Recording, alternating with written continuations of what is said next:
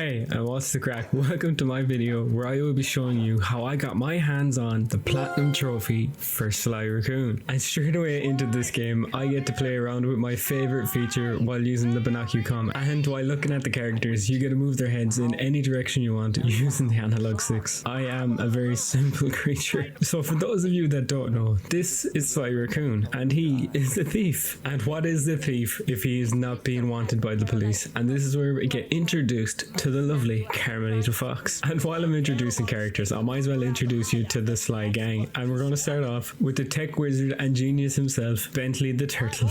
And then there's Murray. He's a lot like me, where he's scared of everything and only loves food. He's also a hippo, and he is the getaway driver. And the Sly Cooper game is so unique that even when they do the introductions to the bad guys, it's like a little comic book thing, even at the end. On to the first trophy that I managed to acquire, and it was called A Thief Heeds No Warning. And to acquire this trophy, all you have to do is break 4 signs in a stealthy approach. In the same area, I managed to get my next trophy as well, and it was called Get a Clue. And what you have to do is find 5 messages in a bottle and break them. Collecting all these bottles in one level will unlock a safe, which gives you a new move from the Thievius Raccoonus. Speaking of collecting, you also have to collect keys to move throughout the levels. And the next trophy that I managed to put my hands on was called Charming the Library. Completing a cunning disguise without the barrel will give you this trophy. And I shouldn't have got this trophy because I used the barrel the whole way through the level. Speaking of levels, some of these levels are just absolutely bonkers to look at. On to the next trophy, which was called Plundering Treasures. And this trophy is got by unlocking all the saves in the world Tide of Terror. And the next trophy I got was very similar, and it was called Stopping the Storm. And to get this trophy, all you'd have to do is complete all the levels in Tide of Terror, getting the keys to go up to Raleigh. Croaking Crook was the next trophy that I managed to get. Just make your way up to the frog, fight him, and you will unlock this trophy. And with the first Fiendish 5 fella gone, we are on to a new one, Mugshot. And while in Mugshot's domain, I got my next trophy called The Perfect Date.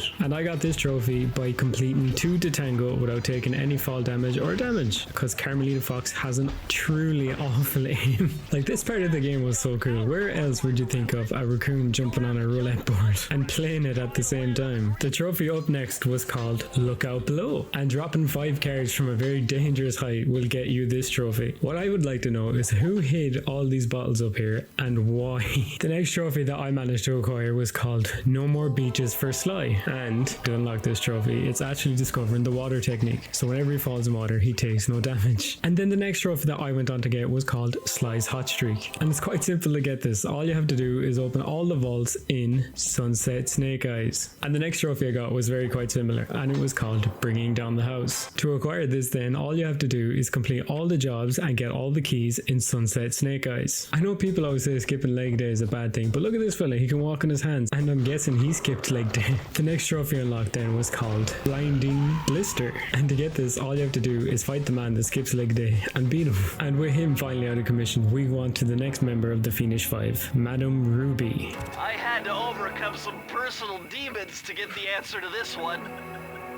What do you think his personal demons were? Because personally, these things would freak me out in real life. But enough about demons, and on to the next trophy, which was called Swampy Secrets. And this trophy unlocks when you unlock all the saves in Vicious Voodoo. What do you think someone went through to come up with the idea of running over fish to have flamer fuel? But it doesn't matter much now, because I got my next trophy, and it was called Cauldron Disaster. And this is acquired by doing all the jobs and getting all the keys in Vicious Voodoo. I wonder if this is how they actually make chicken nuggets in olive factories, just someone chasing around a bunch of chickens while swinging a cane at them. The next trophy that I managed to acquire was called Bayou Buggy, and this was definitely my favorite trophy to get just because of the way you have to get it. What you have to do to get it is battle Miss Ruby, but you have to do it while fighting her to a beat and presses the same buttons that she fires out as you. And with Miss Ruby finally taken care of, we go on to the second last member of the Fiendish 5, the Panda King. And while in the Panda King's domain, I got my next trophy called Super Cooper. And to unlock this trophy, all you have to do is defy all the laws of physics and find a technique that lets you defy gravity. So between defying gravity and then turning invisible, Sly Cooper just becomes an absolute superhero. But superhero or no, I got my next trophy, and it was called Setting the Mood. And to set this mood to get the trophy, all you have to do is light up 2 pink fireworks in Jewel for the Dragon right before you get chased by Carmelita. Speaking of which, you'd think at some point she would just cut her losses and just leave Sly go.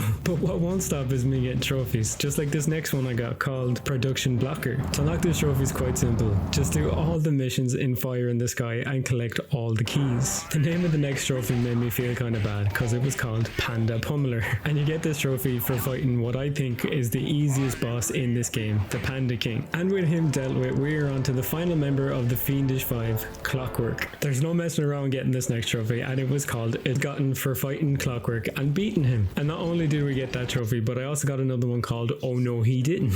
And you get this trophy for stealing a kiss off a character. I'm not going to say who. It could be Bentley, it could be Murray, it could be anyone. Beating Clockwork also allowed me to unlock this next trophy called Safecracker. And you get this for opening all the vaults in Fire in the Sky. Didn't need Clockwork's help to get this next one, and it was called Nimble Solutions. And to get this trophy, just don't use any of the hooks in the level of fire down below. Through the Fire and Planks was the next trophy I managed to unlock. And you get this for taking a shortcut through the flame and debris in the gunboat graveyard. I then went on to get the next trophy called What a Pain. And to get this trophy, just destroy 7 panes of glass in Back Alley Heist. The next trophy that I managed to get my hands on was called Share What's Mine. And it's quite easy to get this trophy. All you have to do is lay down a mine and activate it when 2 guards are about to walk over. And while still using the mines, I managed to acquire my next trophy called Sleight of Hand. And how I got this trophy was by taking out all the 4 guards at the start of the level in Boneyard Casino. On to the next trophy that I managed to acquire, and it was called Slightly Pacifist. And how you manage to get your hands on this trophy is by not alerting any guards or not tripping any alarms in Descent into Danger. The next trophy that I got my hands on was called Must Have Been the Ghosts. And if you want to get your hands on this trophy, all you have to do is defeat all the guards in Voodoo Swamps without being detected. The next trophy I got was a bit spooky, but it's called Ectoplasmic Slasher. And to get this, all you have to do is use your cane to take out 5 ghosts in one attack in a grave undertaking. And the next trophy that I managed to claim was called Sly Be Quick, Sly Be Nimble. And how I unlocked this trophy was by running away from your mom and not hitting any candles on my way away from her. On to the next one I managed to get, and it was called Seen and Wanted. And you get this for being as loud as possible and running through and alerting every guard and every alarm to your presence. And the next one I managed to unlock was called